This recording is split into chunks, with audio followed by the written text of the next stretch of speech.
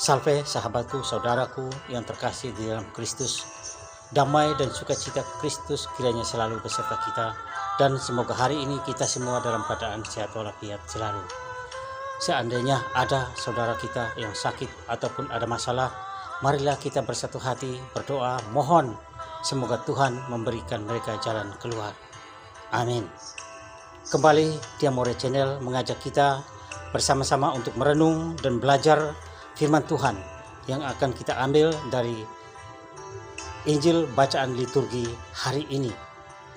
Dan marilah kita dahului dengan tanda kemenangan Tuhan, tanda kemenangan Kristus, tanda kemenangan kita dalam nama Bapa dan Putra dan Roh Kudus.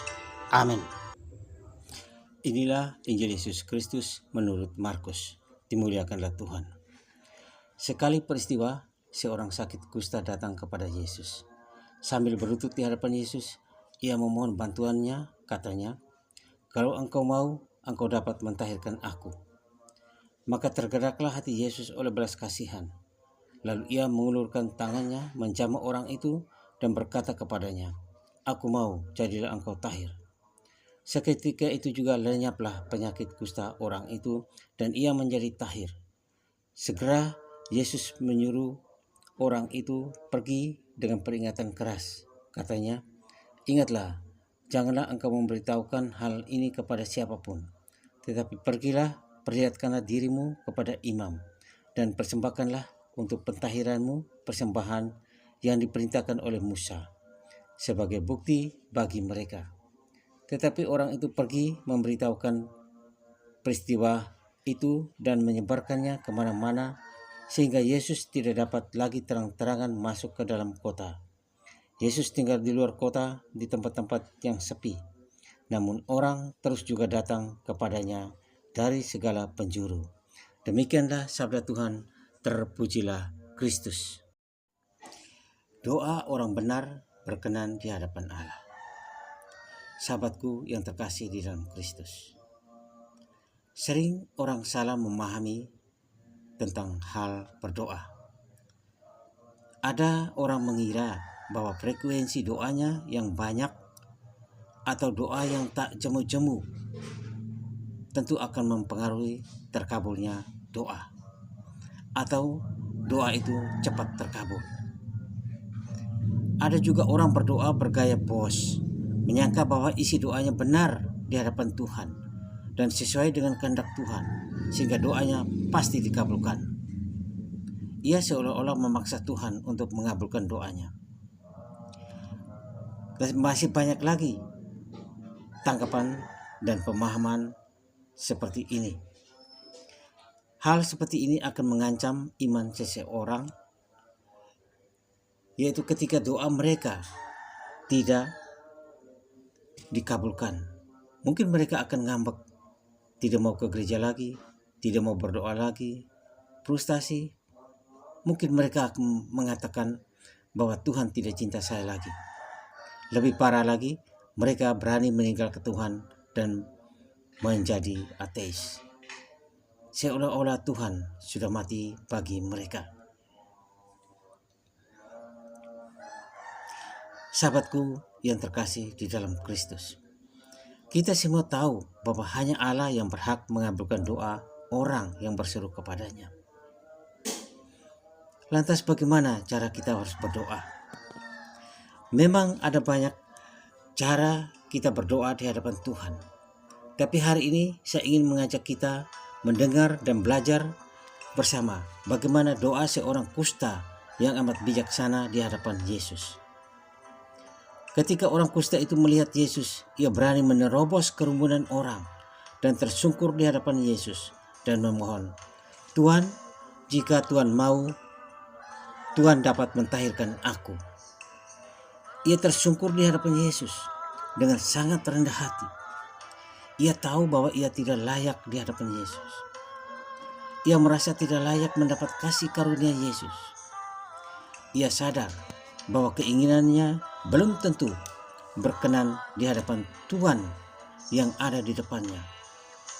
Tetapi ia sungguh percaya, ia yakin, dan sangat mengharapkan untuk sembuh. Ia sangat yakin bahwa Tuhan yang ada di hadapannya sanggup menyembuhkan dia.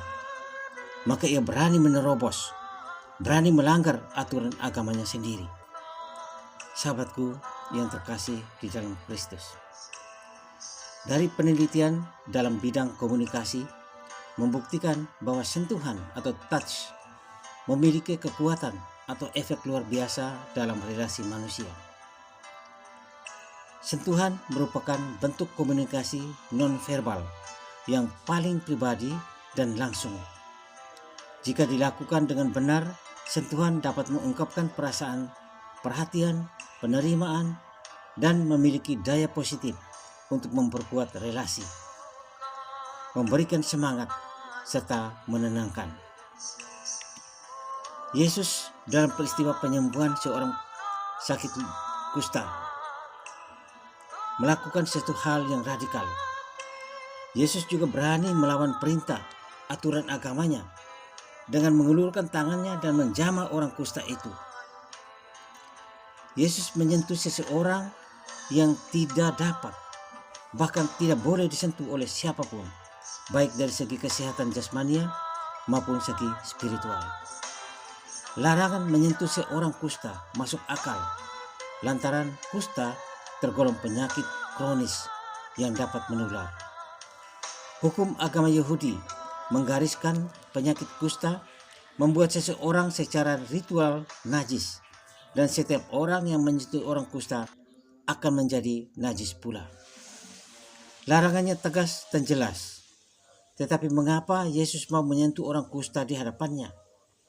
Padahal ia bisa menyembuhkan kusta itu dengan hanya sebuah kata. Atau Yesus bisa menyembuhkannya dari jarak jauh. Sahabatku yang terkasih di dalam Kristus, tangan Yesus menyembuh tangan si kusta memberi pesan yang sangat dalam bagi kita para murid. Yesus tahu si kusta tidak hanya membutuhkan kesembuhan fisik, tetapi juga membutuhkan belayan kasih dan sayang. Ia membutuhkan pengakuan dirinya. Dan Yesus mau menunjukkan bahwa ia ikut merasakan, menanggung rasa sakit dan keterasingan si kusta itu. Sentuhan itu seolah-olah berbicara, "Aku di sini bersamamu.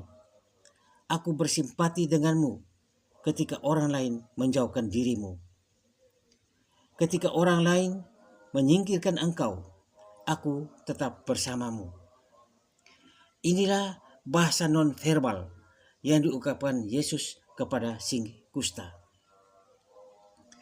Sentuhan Yesus pada si kusta membuktikan kepada kita, para murid, bahwa dia senantiasa juga siap menyentuh kita secara rohania. Tuhan senantiasa ingin membangun relasi personal dengan kita. Dia peduli dan mencintai kita dalam kerapuhan, dalam kelemahan, dan dalam dosa kita. Dia memegang tangan kita ketika saat kita hampir jatuh, dan dia siap menanggung rasa sakit, rasa sedih, dan derita kita. Rintihan derita si kusta juga rintihan saudara kita di zaman ini. Rintihan orang yang tercampakkan, orang-orang yang dibuang oleh masyarakat, oleh sahabat-sahabatnya, bahkan oleh keluarganya sendiri. Rintihan si kusta mewakili rintihan derita orang zaman ini yang dicemooh, yang dihakimi, yang diinjak-injak martabatnya, dan yang dirampas haknya.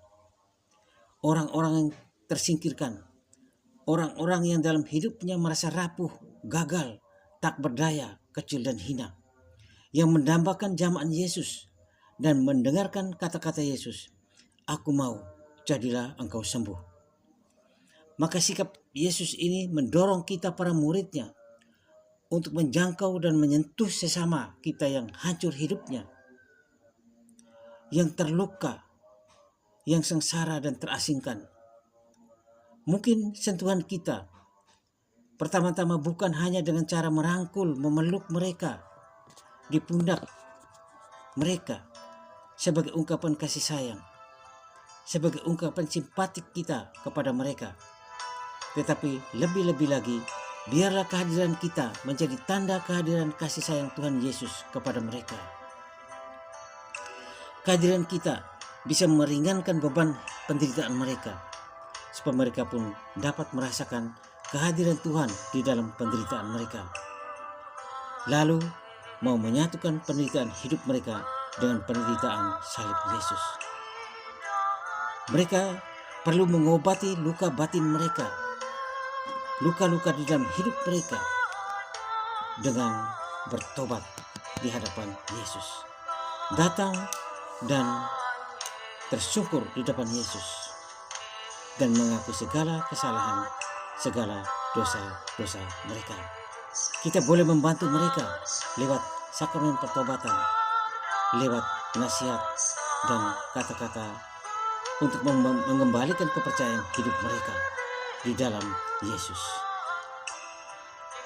sehingga mereka boleh menemukan sukacita di dalam penderitaan mereka bersama Yesus. Demikianlah renungan kita hari ini. Marilah kita berdoa.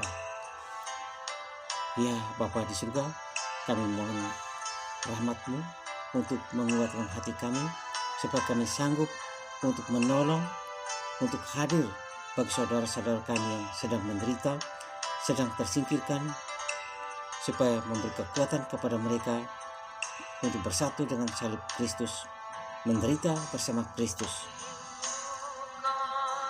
Amin. Kemuliaan kepada Bapa dan Putra dan Roh Kudus, seperti pada permulaan, sekarang, selalu, dan sepanjang segala abad. Amin. Terpujilah keluarga kudus Nazaret, Tuhan Yesus, Bunda Maria dan Santo Yosef, sekarang dan selama-lamanya. Amin. Semoga Tuhan Yesus Kristus selalu memberkati kita semua. Amin. Salam damai kasih Kristus. Sehat selalu. Salam Dia More Channel.